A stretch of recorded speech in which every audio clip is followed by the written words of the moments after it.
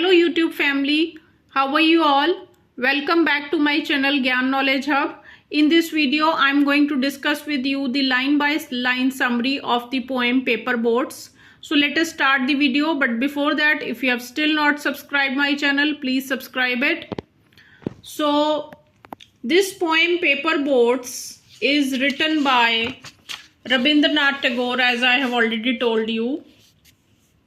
It is about a child who loves making paper boats and floating them in a stream. So as a child, I am sure आप सबको भी जब आप छोटे थे, अभी भी आप 7th में ही हैं, ज़्यादा छोटे तो ज़्यादा बड़े नहीं हुए हैं, तो जब और भी छोटे थे आपको भी पेपर बोट्स बना के पानी में छोड़ना अच्छा लगता होगा.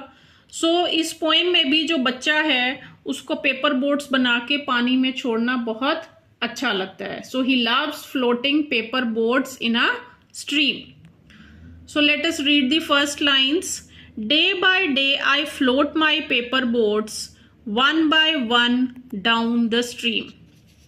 So the child in the poem says that every day he floats his paper boats down the stream one by one. एक एक करके वो रोज अपनी जो पेपर बोट्स है वो पानी में रनिंग स्ट्रीम में छोड़ देता है. Next lines. In big black letters, I write my name on them and the name of the village where I live. So, in the next two lines, the child says that he writes his name and name of his village in big bold letters on each boat. वो कहता है कि मैं हर boat के ऊपर अपना नाम और अपने विलेज का नाम बड़ा बड़ा बोल्ड लेटर्स में लिख देता हूँ. Why does he write his name and name of the village? ये आपको नेक्स्ट लाइन में पता चलेगा. I hope that someone in some strange land will find them and know who I am. So what he says, he hopes that the boat will travel far and will be found by some stranger in the distant land, and this way that stranger will learn about him. तो दूर देश में कहीं वो जब boat पहुंच जाएगी बहुत दूर डिस्टेंस ट्रेवल करके, तो कोई स्ट्रेंजर जो होगा वहां पे उसको वो जब बोट मिलेगी तो उस स्ट्रेंजर को इस बच्चे के बारे में, उसके नाम और उसके विलेज के बारे में पता चल जाएगा. Right. So this is what he hopes. I load my little boats with shiuli flower from our garden and hope that these blooms of the dawn will be carried safely to the land in the night.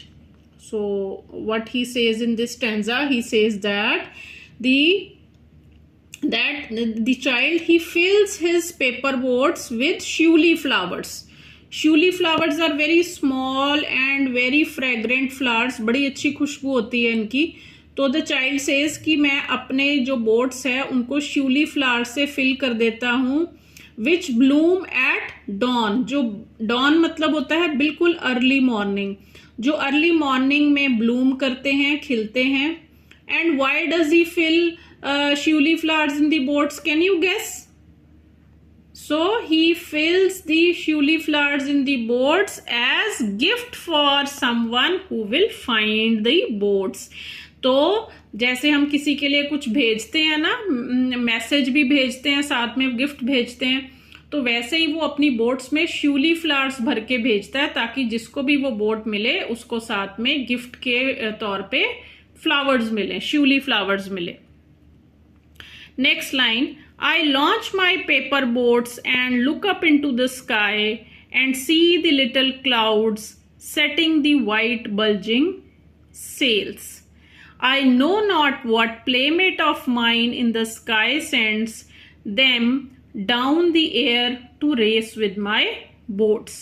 तो कहता है, वो बच्चा कह रहा है, the child says that when he launches his paper boats, when he floats the paper boats, he looks at the clouds in the sky. जब वो अपनी बोट छोड़ता है ना पानी में तो वो स्काई की तरफ देखता है, क्लाउड्स की तरफ देखता है.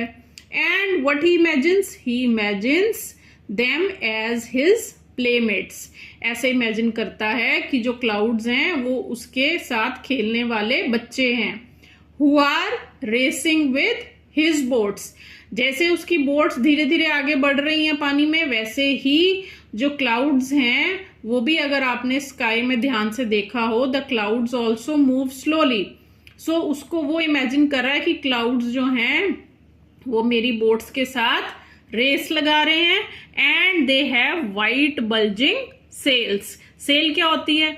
जो शिप के ऊपर एक बड़ा सा कपड़ा लगा होता है जिसकी हेल्प से वो शिप जो है वो आगे आगे बढ़ता जाता है। वैसे ही वो कह रहा है कि जो क्लाउड्स हैं उनके वाइट बल्जिंग सेल्स हैं।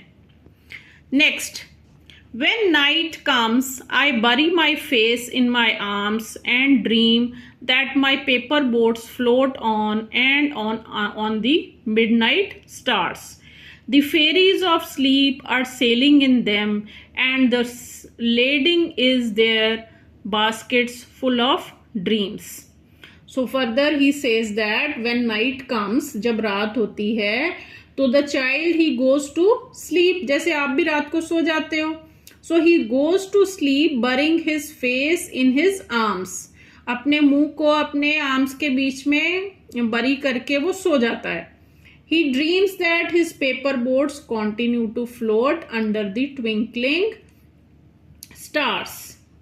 तो वो क्या इमेजिन करता है कि रात के समय भी उसकी जो पेपर बोट्स हैं वो फ्लोट कर रही हैं, किसके under? Under the twinkling stars. जो रात को स्टार्स स्काई में ट्विंकल करते हैं, उन स्टार्स के अंडर वो बोट्स मेरी सेल कर रही हैं। And then the child imagines that the fairies of sleep are sailing in his boats. अब देखो, बच्चा है, आपकी भी इमेजिनेशन ऐसी होती होगी, बहुत इमेजिन करते होगे, वो भी बहुत उसकी इमेजिनेशन है कि वो इमेजिन कर रहा है कि मेरी बोट्स में छोटी छोटी सी फेरीज ऑफ स्लीप जो हैं वो बैठ के जाती हैं, और they are also carrying baskets full of dreams. और वो अपने साथ क्या लेके जा रही हैं fairies? Baskets full of dreams. Understood? समझ में आ गई आपको सारी पोएम? अगर आपको और भी कुछ मैटर चाहिए होगा, आप कमेंट बॉक्स में जाके डाल सकते हैं, तो मैं उसके ऊपर भी आपके लिए वीडियो बना दूंगी। And if you find the video useful, please like and share.